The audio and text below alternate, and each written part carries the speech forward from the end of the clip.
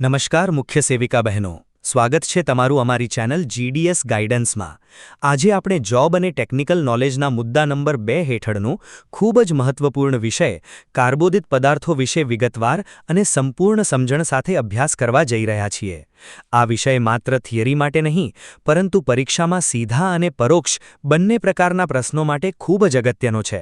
એટલે આજે હું તમને માત્ર વાંચન નહીં કરાવું, પરંતુ દરેક મુદ્દો એવી રીતે સમજાવીશ કે તમે એકવાર સાંભળો પછી આ વિષય લાંબા સમય સુધી યાદ રહી જાય અને તમે આત્મવિશ્વાસ સાથે કોઈ પણ પ્રશ્નનો જવાબ આપી શકો।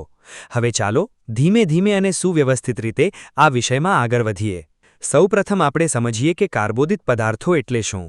જ્યારે આપણે રોજિંદા જીવનમાં રોટલી, ભાત, ખીચડી, બટાકા જેવા ખોરાક લઈએ છીએ ત્યારે શરીરને ઊર્જા ક્યાંથી મળે છે તે પ્રશ્ન ઊભો થાય છે, અને તેનો મુખ્ય જવાબ છે કાર્બોદિત પદાર્થો। વૈજ્ઞાનિક રીતે જોવામાં આવે તો કાર્બોદિત એવા રાસાયણિક સંયોજનો છે જે મુખ્યત્વે કાર્બન, હાઇડ્રોજન અને ઓક્સિજન તત્વોથી બનેલા હોય છે, અને આ ત્રણેય તત્વોને મળીને CHO તરીકે ઓળખવામાં આવે છે। આ એક ખૂબ જ મહત્વપૂર્ણ મુદ્દો છે, કારણ કે પરીક્ષામાં ઘણીવાર સીધો પ્રશ્ન પૂછવામાં આવે છે કે કાર્બોદિત કયા તત્વોથી બનેલા હોય છે। તેથી CHO આ સંક્ષેપ તમને સ્પષ્ટ રીતે યાદ હોવો જોઈએ। હવે અહીંથી આગળ વધતા આપણે વિચારીએ કે આ કાર્બોદિત પદાર્થો બને છે કેવી રીતે। તો વનસ્પતિઓ પોતાનો ખોરાક પોતે બનાવે છે, અને તે માટે તેઓ પ્રકાશ સંશ્લેષણ નામની પ્રક્રિયાનો ઉપયોગ કરે છે, જેમાં પાણી અને કાર્બન ડાયોક્સાઇડ સૂર્યપ્રકાશની હાજરીમાં ભેગા થઈને ગ્લુકોઝ બનાવે છે। એટલે અહીં બે મુખ્ય ઘટકો પાણી અને કાર્બન ડાયોક્સાઇડ છે, અને આ વાત પણ પરીક્ષામાં પૂછાય છે। આ પ્રક્રિયા દ્વારા બનતો ગ્લુકોઝ કાર્બોદિતનો સૌથી મૂળભૂત અને મહત્વપૂર્ણ ભાગ છે, અને તેનું રાસાયણિક સૂત્ર C6H12O6 છે। એટલે જો કોઈ પ્રશ્ન ગ્લુકોઝના સૂત્ર વિશે પૂછે તો તમને તરત જવાબ આપી શકાય। હવે ગ્લુકોઝની વાતમાંથી આગળ વધીએ તો એક મહત્વપૂર્ણ બાબત સમજવી જરૂરી છે કે જ્યારે ગ્લુકોઝ વધુ પ્રમાણમાં બને છે ત્યારે તે શરીરમાં કે વનસ્પતિમાં કેવી રીતે સંગ્રહિત થાય છે। તો વનસ્પતિઓમાં તે સ્ટાર્ચ સ્વરૂપે સંગ્રહિત થાય છે, જ્યારે પ્રાણી શરીરમાં તે ગ્લાયકોજન સ્વરૂપે સંગ્રહિત થાય છે। એટલે અહીં એક તુલના સમજવી જરૂરી છે કે સ્ટાર્ચ અને ગ્લાયકોજન બંને સંગ્રહિત ઊર્જાના સ્વરૂપો છે, પરંતુ સ્ટાર્ચ વનસ્પતિમાં અને ગ્લાયકોજન પ્રાણીઓમાં જોવા મળે છે। આ પણ એક મહત્વપૂર્ણ પરીક્ષાનો મુદ્દો છે। હવે અહીંથી આગળ વધીને આપણે કાર્બોદિતના પ્રકારો સમજીએ। કાર્બોદિતના પ્રકારોને સમજતા પહેલા એક નાની કલ્પના બનાવીએ કે બધા કાર્બોદિત એક સરખા નથી હોતા, પરંતુ તેમની રચના અને જટિલતા અનુસાર તેઓ અલગ અલગ પ્રકારોમાં વહેંચાયેલા હોય છે। મુખ્યત્વે કાર્બોદિતને 3 ભાગોમાં વહેંચવામાં આવે છે: મોનોસેકેરાઇડ, ડાયસેકેરાઇડ અને પોલિસેકેરાઇડ। હવે સૌપ્રથમ મોનોસેકેરાઇડ વિશે સમજીએ તો મોનોસેકેરાઇડ એ કાર્બોદિતનો સૌથી નાનો અને સરળ પ્રકાર છે, અને તેનું વધુ વિઘટન શક્ય નથી, એટલે કે તે પહેલેથી જ સૌથી સરળ સ્વરૂપમાં હોય છે। ગ્લુકોઝ, ફ્રુક્ટોઝ અને ગેલેક્ટોઝ તેના મુખ્ય ઉદાહરણો છે। હવે આને સરળ રીતે યાદ રાખવા માટે તમે મોનો એટલે એક એવો અર્થ સમજી શકો, એટલે એકમાત્ર એક એકમ ધરાવતું કાર્બોદિત। હવે આગળ વધીએ તો જ્યારે 2 મોનોસેકેરાઇડ ભેગા થાય છે ત્યારે ડાયસેકેરાઇડ બને છે। અહીં ડાયનો અર્થ 2 થાય છે, એટલે 2 એકમ મળીને બનેલું કાર્બોદિત।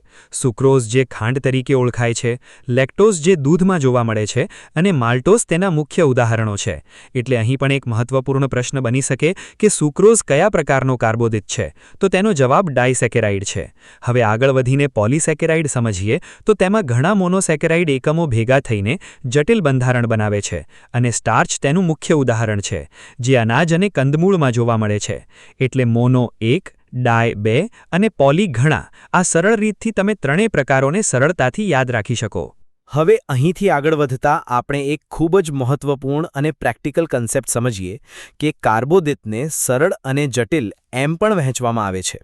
હવે આ વહેંચાણ સમજતા પહેલા વિચારીએ કે બધા કાર્બોદિત શરીરમાં એક સરખી રીતે પચતા નથી। કેટલાક ઝડપથી પચી જાય છે અને કેટલાક ધીમે પચે છે। તો જે કાર્બોદિત ઝડપથી પચી જાય છે તેને સરળ કાર્બોદિત કહેવામાં આવે છે, જેમ કે ખાંડ અને મેંદો। આ શરીરને તરત ઊર્જા આપે છે, પરંતુ લાંબા સમય સુધી ઊર્જા આપતા નથી, અને તેમાં પોષક તત્વો પણ ઓછા હોય છે। જ્યારે જટિલ કાર્બોદિત જેમ કે આખા અનાજ, કઠોળ અને બ્રાઉન રાઈસ ધીમે પચે છે અને લાંબા સમય સુધી ઊર્જા આપે છે। તેમજ તેમાં ફાઇબર, વિટામિન અને ખનિજો પણ વધુ પ્રમાણમાં હોય છે। એટલે આરોગ્ય માટે હંમેશા જટિલ કાર્બોદિત વધુ સારા ગણાય છે, અને આ પણ પરીક્ષામાં કન્સેપ્ચ્યુઅલ પ્રશ્ન તરીકે પૂછાઈ શકે છે।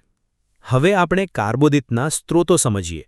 કોઈપણ પોષક તત્વ વિશે અભ્યાસ કરતા વખતે તેનો સ્ત્રોત જાણવો ખૂબ જ જરૂરી છે, કારણ કે તે આપણા રોજિંદા જીવન સાથે સીધો સંબંધ ધરાવે છે.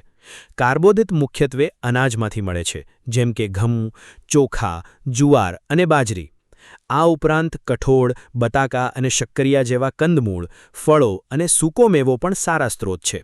તેમજ ખાંડ, ગોળ અને મધમાં પણ કાર્બોદિત મોટા પ્રમાણમાં હોય છે. એટલે આપણે જે રોજિંદો આહાર લઈએ છીએ તેમાં કાર્બોદિતનું પ્રમાણ પૂરતું હોય છે અને તે શરીરને ઊર્જા પૂરી પાડવામાં મુખ્ય ભૂમિકા ભજવે છે. હવે આપણે આ વિષયના સૌથી મહત્વપૂર્ણ ભાગ તરફ આગળ વધીએ, અને તે છે કાર્બોદિતના કાર્યો. કોઈપણ પોષક તત્વનું મહત્વ તેના કાર્યો પરથી નક્કી થાય છે.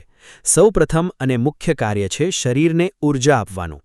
કાર્બોદિત શરીર માટે સૌથી સસ્તો અને સરળ ઊર્જા સ્ત્રોત છે, અને 1 ગ્રામ કાર્બોદિતમાંથી આશરે 4 કિલો કેલરી ઊર્જા મળે છે. એટલે જો પ્રશ્ન પૂછાય કે શરીરને ઊર્જાનો મુખ્ય સ્ત્રોત કયો છે, તો જવાબ કાર્બોદિત રહેશે. હવે અહીં એક બીજી મહત્વપૂર્ણ બાબત છે, જેને આપણે પ્રોટીન બચાવ કાર્ય તરીકે ઓળખીએ છીએ. જો આહારમાં કાર્બોદિત પૂરતા પ્રમાણમાં હોય તો શરીર ઊર્જા માટે પ્રોટીનનો ઉપયોગ કરતું નથી, જેથી પ્રોટીન તેના મૂળભૂત કાર્ય જેમ કે શરીરના નિર્માણ અને વૃદ્ધિ માટે બચી રહે છે. આથી કાર્બોદિત પ્રોટીનને બચાવવામાં મહત્વપૂર્ણ ભૂમિકા ભજવે છે. આગળ વધીએ તો કાર્બોદિત શરીરમાં ચરબીના યોગ્ય ઉપયોગમાં પણ મદદ કરે છે.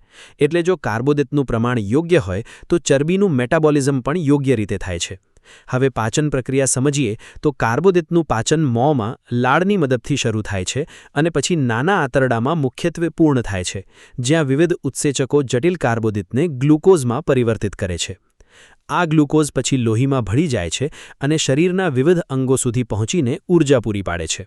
હવે અહીં એક રસપ્રદ બાબત એ છે કે જ્યારે આપણે ખોરાકને વધુ સમય સુધી ચાવીએ છીએ ત્યારે તે મીઠો લાગે છે, કારણ કે કાર્બોદિત તૂટીને સરળ શુગરમાં પરિવર્તિત થવા લાગે છે. આ પણ પરીક્ષામાં પૂછાતો મુદ્દો છે. હવે ફાઇબર વિશે સમજીએ તો ફાઇબર પણ કાર્બોદિતનો જ એક ભાગ છે, પરંતુ તે શરીરમાં પચતો નથી.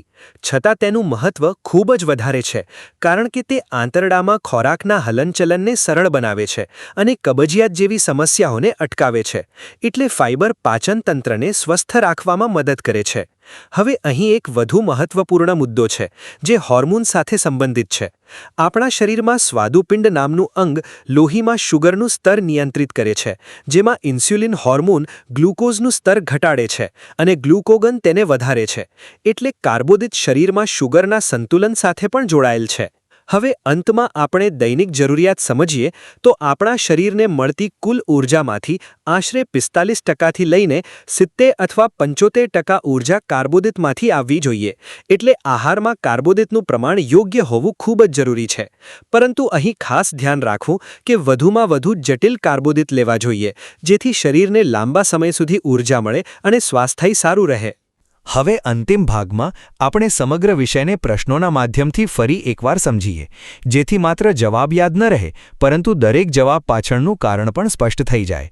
અને પરીક્ષામાં કોઈપણ પ્રકારનો પ્રશ્ન આવે તો તમે આત્મવિશ્વાસ સાથે જવાબ આપી શકો. સૌપ્રથમ કાર્બોદિત કયા તત્વોથી બનેલા છે?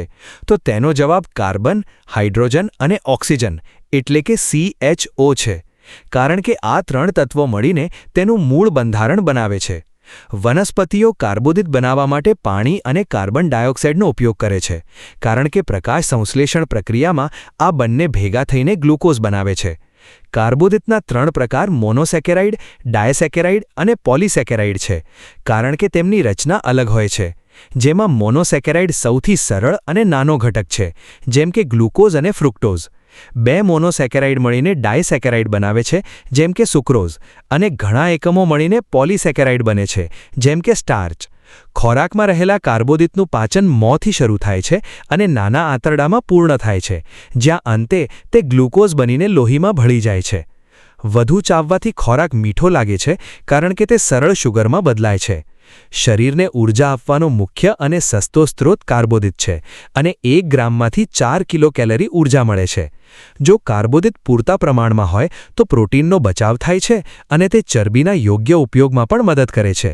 ખાંડ, ગોળ અને મધ ખોરાકને સ્વાદિષ્ટ બનાવે છે, જ્યારે ફાઇબર પચતું નથી છતાં આંતરડાનું હલનચલન સરળ બનાવી કબજિયાત અટકાવે છે.